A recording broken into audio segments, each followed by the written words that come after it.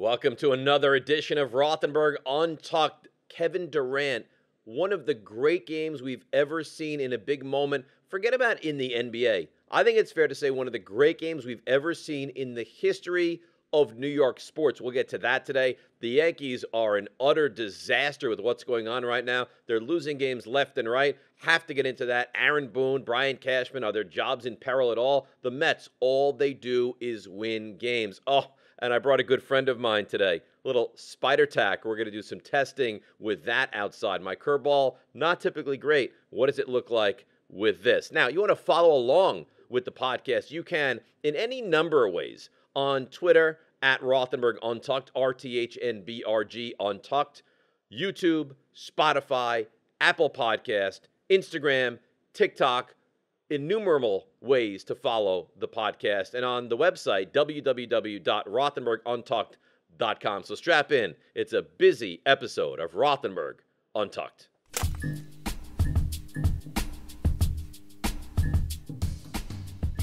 I think we have to start with Kevin Durant and just the unbelievable performance that he put on in Game 5 against the Milwaukee Bucks. And sure, Jeff Green gets a little bit of love, and James Harden going out there and playing, and that's really all you can say that he was able to do. But the adoration, and there was a lot of people, and I'm included in this grouping as well.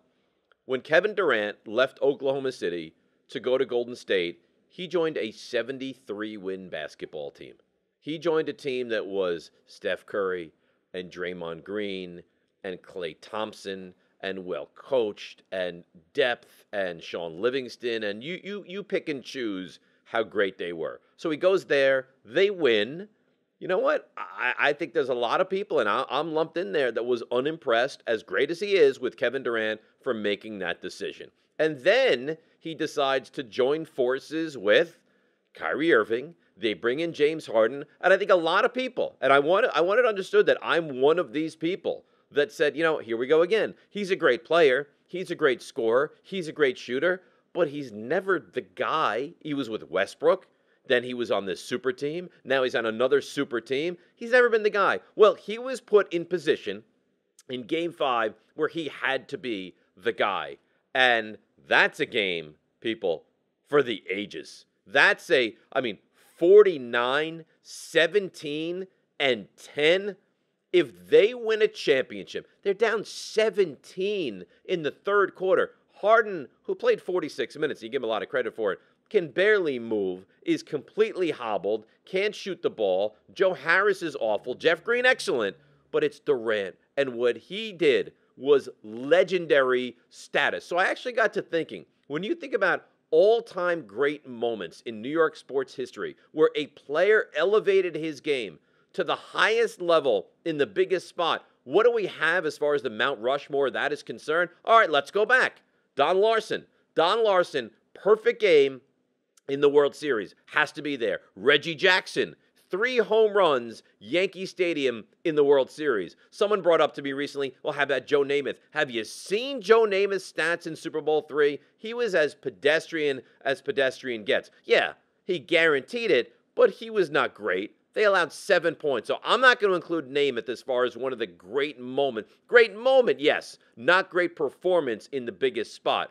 Clyde Frazier, Game 7, 36 and 19. He goes in there. Mark Messier guarantees a win, backs to the wall. He goes in there. Who else? You want to put Eli in there? See, I love Eli. I wanted to name my children after Eli. I love Eli Manning. But as great as he was on that final drive in Super Bowl 42 and Super Bowl 46 and threw for 300 yards in 46 and the pass to Manningham and the one to Tyree in 42, I don't look at him as otherworldly. You know who I do? Phil Simms. Phil Simms in Super Bowl 21 was 22 of 25 for 268 yards and 3 touchdowns. It still stands as the highest completion percentage in a Super Bowl. Kevin Durant gave you that and more. He played every minute. This was a guy, remember? The Knicks didn't want him, they said, because he was coming off an Achilles tear. He played 48 minutes. He scored 49, 17, and 10. I stand by it. I was wrong. I've always thought he's great. I never knew that he could single-handedly carry a team. If this leads to a championship with the Nets and Durant, this is out of the stratosphere where we live, what he's just accomplished. So hats off to him. All-time great New York performance. You know what's really hurting the NBA postseason? All the stars that can't play, right? Kyrie Irving, sprained ankle. God knows how long he's going to be out for. James Harden, hamstring, played hobbled, certainly not himself. Joel Embiid, 0 for 12 the other night, didn't look like himself either. Mike Conley, hamstring injury, he's missing time. Anthony Davis, right? They lost that series, you could say, maybe because Anthony Davis was unable to play. Now Chris Paul, I haven't heard this now. Chris Paul, COVID, test positive. What's that going to mean? What's going to happen? It's almost as if the Lord above is looking down on Chris Paul and saying, no, no, no, you, my son, will never win a championship. So now, contract tracing, can he not play in these games? Are they not able to play this series right away? Now, the good news is the other series still has to wrap up. Oh, and by the way, in that other series, no Kawhi Leonard. I mean, think about this. This is like watching the postseason in the NFL, and you don't have Brady, and you don't have Manning, and you don't have this guy, you don't have Mahomes, you are missing huge key components here in the NBA in the postseason. I got to be honest, I think it takes a lot away from where we are. Donovan Mitchell, right? He said he wanted to play game one against the Grizzlies. They wouldn't let him play. So we have a lot of huge names that have been unable to play. Chris Paul, we don't know the status with him. Kawhi Leonard, we know that after having a terrific game 4, injures the knee. They said not that big a deal. Obviously it is. He's out for the rest of the postseason. So injuries abound here in the NBA. A couple other things I wanted to get into real quickly. The season ended really in heartbreaking fashion for the Knicks. They got run out of town by Atlanta. It wasn't all that competitive a series. And you watched Julius Randle and you said to yourself, what's going on here? He's not the player that he was in the regular season. Let's revisit back to the regular season. He was great and deservedly. And congratulations to Julius Randle, second team All-NBA. Listen, I think he is absolutely deserving of that. He wasn't great in the postseason, but let's reflect back to what he was in the regular season. That is nothing short of sensational and led this Knicks team to 41 victories. So deserving all the recognition that he gets. And Stan Van Gundy, out as far as New Orleans is concerned. So let's analyze where we are with this is the future of the franchise, right? They get Zion Williamson, they win the lottery. Alvin Gentry, he's the head coach. He's out. In comes Stan Van Gundy. He's out. This guy's going to be what? 21 years old with his third coach in the NBA. They got to figure it out down there in New Orleans. And the best coach he's ever had, well, he's going to be out too. And that's Coach K. But injuries in the NBA, oh, it is brutal right now. I need to tell you a little something, and that's about my shirt and every shirt that you can acquire as well. This is a beautiful Untucked shirt, and I know that you're watching this right now and you're saying to yourself, it's gorgeous. How would I acquire something like that? I have all the information right up here in my brain. It's easy, it's simple. You go to untuckit.com, right? Untuckit.com, or they have 80 stores across the country. You go into one of those stores. And then for a added discount, a bonus, I can help you with that.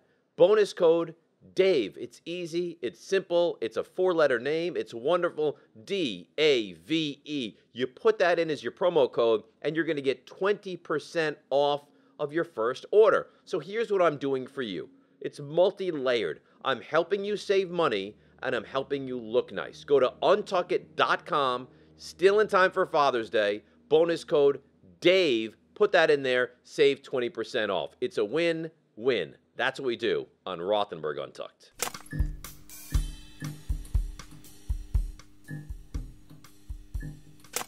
It's now story time with Rothenberg, and this brings me back into the Wayback Machine. As a young child, really, maybe 10, 11 years old, and I'm an athlete. I'm a serious tennis player, and John McEnroe was my idol. So let's think about this. I'm born in 73. He's dominant in 84. Right in that age range, and I'm emotional, and I'm on the court, and every point is do or die, and there's screaming, and there's yelling, and there's crying, and there's chalk flew up, and I'm giving you everything I have, okay? I'm in a big tournament.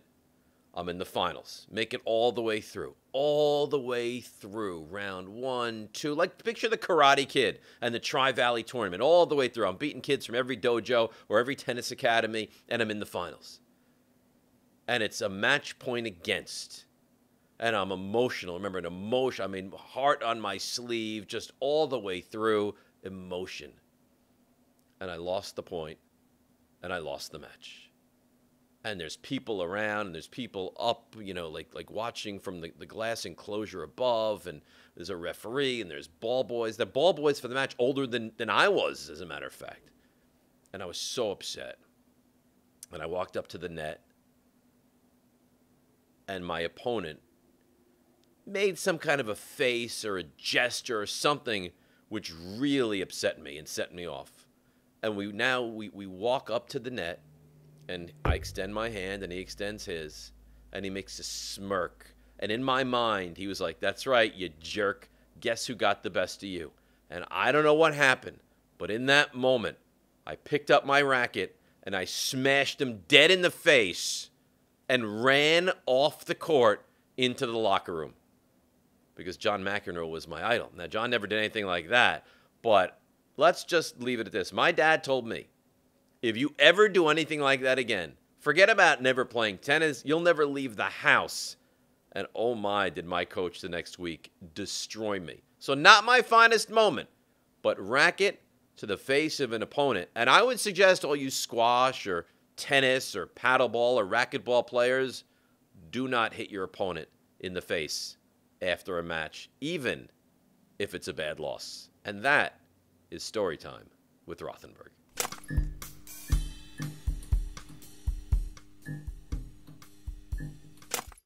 We have to get into the Yankees, people. This is a broken team. Even the most ardent Yankees fan cannot deny the fact that there are real systemic issues. Let me ask you this question. You look at the Yankees, and I know that Luke Voit has been out, and he's going to come back. You look at LeMahieu, you look at Torres, you look at Stanton. Let me ask you this. Really, watch other teams play baseball. Do you watch the Yankees and say to yourself, boy, this is an athletic team. They run the bases well. They field really well. They do the minutia well. The answer is absolutely not. They are built to hit home runs. And when the Yankees do not hit home runs, we have a major problem. And that problem is the fact that they're not that athletic. Their starting pitching seems to have kind of hit a rut. Kluber is out. Now, they come out, and Brian Cashman holds this press conference, and we're going to acquire talent. Let me ask you this. You're smart. They're right up against the tax threshold. How are the Yankees going to acquire all this talent? And let me go one further. Even if there's a player that you look at out there and you say, I love this guy, I'd love to get him. Is there a player right now, and I'm not talking Mike Trout, I'm not talking Ronald Acuna, I'm not talking Bellinger. Realistically, is there a player out there right now that you look at and say, if the Yankees added this guy, all of a sudden things change? Who? Who is that? You talk about Ketel Marte on Arizona? You think he's the answer? That you bring in Marte, you put him in center field, and all of a sudden, the Yankees are a different looking team? No, I think this is what the Yankees are. They're a million games behind Tampa. I think you have to come to grips with the fact they're probably not going to win this division. Their starting pitching has not been great. Montgomery has not been great. Kluber is hurt. Herman has got knocked around. They went into Philadelphia, and they got destroyed by the Phillies. By the Phillies, right? The one thing that you can consistently hang your hat on is that Garrett Cole, for the most part, is going to go out there and give you a really good start. But look at their records in games that Garrett Cole has started. I actually think they're 6-7 in games that Cole has started this year. So they are broken. Now, how do they get fixed? I don't think they're miles away. But here's the thing. Firstly, they're always injured. Judge can't play. Back spasms. Stanton can't play. Why? Because if you're playing in a National League park, all of a sudden, Giancarlo Stanton, God forbid we put him out there in the field. Torres, Yeah, you know what? But again, it goes back to my original point. They lack athleticism. So you can blame Cashman, you can blame Boone, you can blame the players, you can blame the fact that they won't go over this luxury tax threshold. There are major systemic issues right now with the New York Yankees. And the biggest thing for me, and this is honest, I don't know how it gets fixed. So strap in, because this might be a bumpy ride for the Yanks. All right, Major League Baseball people, we have some real issues, because what other sport doesn't think it's a perfect idea in the middle of the season to decide we're going to completely change the rules, the unwritten rules of baseball, right? The bat flips, all that kind of stuff. Well, we're in a different avenue right now. Where are we? The substances, lotions, creams, Spider Tack. If you're caught with any of that stuff starting on June the 21st, and they're going to check often. So here's how it's going to work. A pitcher comes off the mound, and 8 to 10 times a game, it's like Enrico Palazzo is going to pat them down. You have anything under the hat? You have anything under the shirt? You have anything in the glove? You have anything on the back? You have anything here? You have an emery board? You have this? You have that? They're going to be checked up and down all game long. And you're going to see guys, I'm telling you, you've already started to see it. All of a sudden, the batting averages are starting to go up around Major League Baseball. I don't understand why in the world Major League Baseball doesn't just say, let's say Spider Tack. You can't use that stuff. But a little rosin, there's nothing wrong with that. Why do they have to go from 0 to 100? Why not take baby steps and then at the end of the year actually come up with a determination of what in fact they're going to do? This has been going on forever. You've had Gaylord Perry. I remember Joe Negro. You remember that when he had the emery board? He just kind of flipped it over to the side. So what we do here on Rothenberg Untucked is we make promises and we follow through. Let me bring in a little Spider Tack, people, okay? Now, I want to read this. My eyes are not as great as they used to be. Spider Tack is a super sticky paste for improving grip on Atlas stones.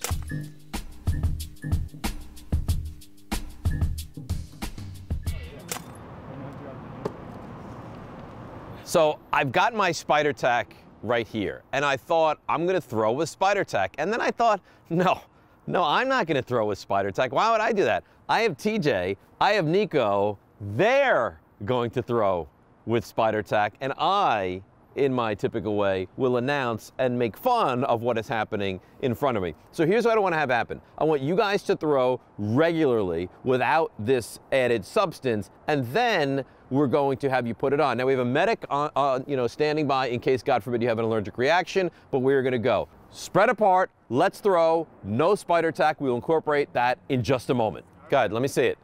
Throw, good.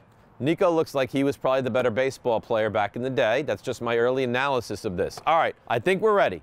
I want you to now take the Spider Tack. Let's get a look.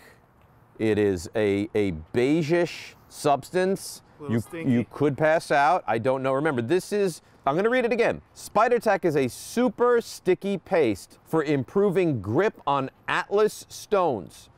Do you have any idea what Atlas stones in fact are? I have no clue. Yeah, I'm not sure either. I think it's what they use for the world's strongest man. Now, this is important for you to know. Clean up with baby oil or degreaser. Do you have any degreaser? I don't. I'll have to get my mom on the phone on the way home and get her to pick some up. Okay, I want to continue. Warnings.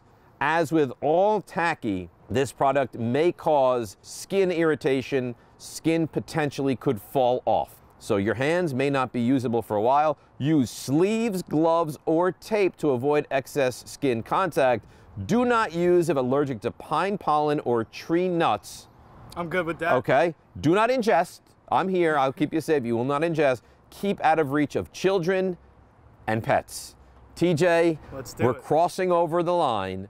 Are you ready to lather up with Spider Tack? I am. All right, lather.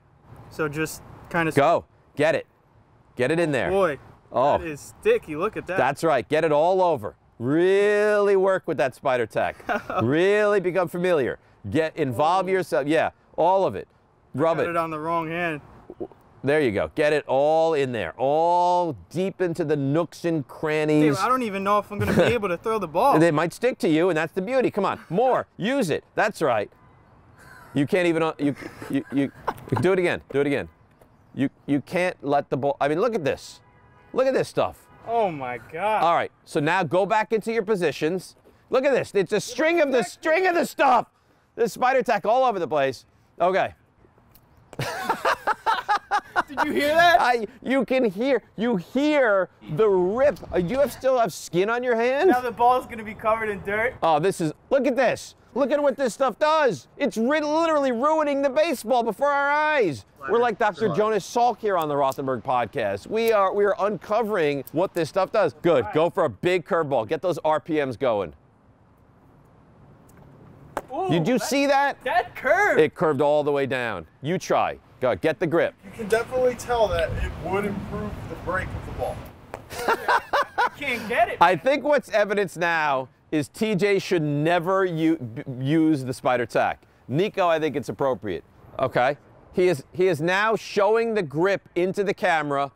Is this a new ball? Yes. New ball. Let's see what it looks like. Nico to TJ. Oh, because now the ball is gone. The ball is no longer with us. That's what this Spider Tack does. Now watch this. We have only opened the Spider Tack. Look what happens with this now. I can barely open it. Look at this. This is incredible. Look at this stuff. And these guys are perfect. I mean, it's still, you can see the strings of the Spider Tack. I don't want it on me. I want it all. I want you to lather yourself. I want it. So I'm gonna put some on his glove so he can use it the authentic way. Yeah. Yes. So get some. Yeah, get some on the glove, the inside of the mitt. I feel like I could lift an Atlas stone right now. I think you could. You didn't know what an Atlas stone was 5 minutes ago. Now Now I you do. could. Yeah, now you could lift them. All right, that should be. Yeah, definitely. All right, so he has enough there. Now what we would do, like baby oil and rosin and all sorts of stuff would get mixed in with this concoction, and now the ball's gonna have more revolutions per minute. Keep that away from me, please. Look, no, I don't want it on me. So you have to assume anyone using this would be using. Yeah, This not would last the whole season. Yeah, well, just one little tube of Spider Tack would last the entire season for a major league pitcher. All right, let's go. I want you guys throwing again. This is where I put it, and if it wasn't dirty, you would not be able to see this stuff. Throw me a curveball. Look at that. Do you see the spin on that curveball? That was nice. I don't know what's happening. I think we're seeing a differentiation of athletic prowess. You. No, I don't want to hear excuses. You know. Let's continue along here. All right, come on. Give me a nice curveball. Oh, that was nice. It does spin more. You can actually, you recognize the spin. All right, Nico, come on. Please don't hit me in the head. You catch no matter what comes your way. You see the spin. You're a pitcher. Did you pitch? A little bit. A little bit. A little bit. You did nothing with baseball as evidence. Why are you throwing it into the ground every time? He throws these perfect curveballs. Steve, you saw me throw 10 good throws before I had this crap on. Spider Tack is clearly affecting our lives. Him in a positive way, you in a very negative way. Nico, give me one more good curveball. Oh, good catch, TJ. That was the best you've done today. All right, I want one more from TJ to Nico, and we will end our Spider Tack experiment. I mean, you might be, that is incredible. All right, let's go. Here we go. One more good throw with the Spider Tack. No, not nice pick, not a great throw. Spider Tack. If you want a baseball to be stuck to your hand forever, it is for you. Let's go back upstairs on Rothenberg Untucked.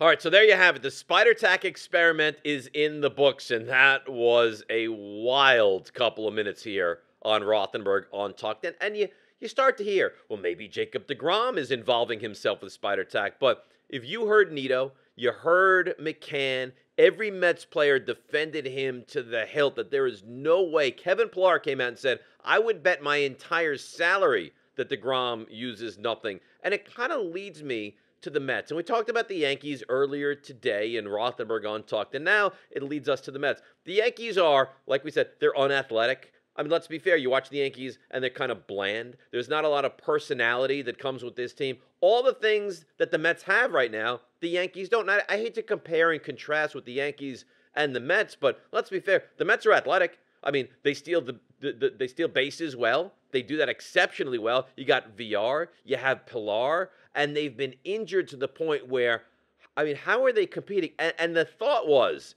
they're playing these teams that are lousy. They play Arizona. Arizona stinks, right? They play teams that are just beneath them, and they beat them. And it was, well, let's see what the Mets, in fact, are when they start playing the better teams. They're playing Mason Williams, Billy McKinney. It's so bad with the Mets that Luis Guillorme comes back into the mix, and you're like, oh, thank God. I've been waiting all my life for Luis Guillorme, right? I mean, you're excited about Luis Guillorme. So what happens with Jeff McNeil, when Conforto, when all these guys actually make it back? But then they play the Padres. They go out to San Diego, and the Mets split against the Padres in a series they really had no business splitting, but they do. And then they come home, and it's San Diego again. And they're a fresh and rested bullpen away from probably sweeping that series, and it all goes back, and it's been an old adage in baseball. You're as good as your next day's starting pitching. So I have a question for you.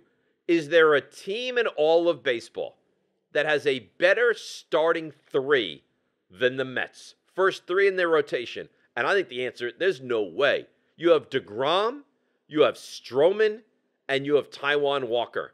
And Taijuan Walker, and this is remarkable to me, said recently, no other team made him an offer. No other team was interested in a guy that at this point of the season, as we approach the halfway mark, has been dominant. So the Mets offer him 2 years and $20 million, and he jumps at it because no one else wanted him. But you tell me, you think about the great rotations in baseball. Dodgers have a terrific rotation. Padres, terrific rotation. Brewers, you want to say terrific rotation, certainly their first two. Can anybody compare with DeGrom? The answer is no. Stroman has been lights out, and Walker as well. Think about if Steve Cohen had owned this team. Zach Wheeler would still be here if it wasn't the Wilpons. What happens if and when Carrasco gets back and is healthy? What happens if and when Syndergaard gets back and is healthy? The bullpen has been much better. Diaz looks like Diaz was supposed to look. Lugo is pitching well. Trevor May is a guy that you have a modicum of confidence in. Aaron Loop. The Mets are a different team. The Mets might be the best team this side of the Dodgers in the National League, and that's without any of their regulars playing consistently and or consistently well. What happens when Lindor starts to rake? You know what? The future is very bright, but the nice thing about the Mets is, so is the present.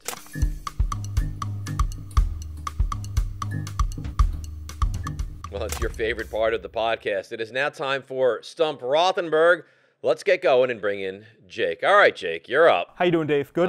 You know, it's a little stressful, this Stump Rothenberg, but I bring it every week. Get some competitive juices flowing for sure. That's right. I got something different for you. Okay. All right? I got an Olympic question. I never participated in the Olympics. Neither have I. Okay. But I wanted to bring this in for you. So, there are a number of countries in which the Olympics took place that no longer exist. How many of those countries are there? Well, Yugoslavia would be one. I'm not sure about the specific countries, just the number, yeah. Now, here's, and you may not know, like Russia is now broken off into different countries. I don't know if we're including Russia or not. Right? Yeah, that is a technicality, huh? I'm going to say 3. How did you, yeah. Madman. I mean, this is absolute madman. You have to understand, on Stump Rothenberg, this is what we do. Does it week after week. It's incredible. There we go. All right. We now refer to him as Mr. Spider Tack, and that, of course, is TJ. How you holding up? I'm doing okay. I don't know if I'll be able to use my hands for the next couple of weeks, but we'll see how that pans out. Today, I am going with an NFL/COVID question. NFL/COVID? Yes. All right. It seems like this COVID testing positive, holding players out of games is never going to end. Do you remember last year during the NFL season, there was a team who had, I think it was 3, 4, or 5 of their quarterbacks all tested positive. and they had to start a wide receiver at quarterback. Can you name which team this was? The Denver Broncos. That's correct. Then there we go. We move right along with Stump Rothenberg.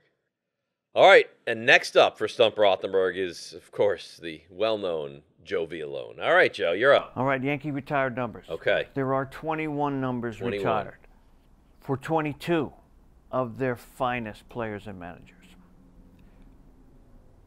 2 numbers are retired for 2 different people. The first is Jackie Robinson and Mo yeah. at 42.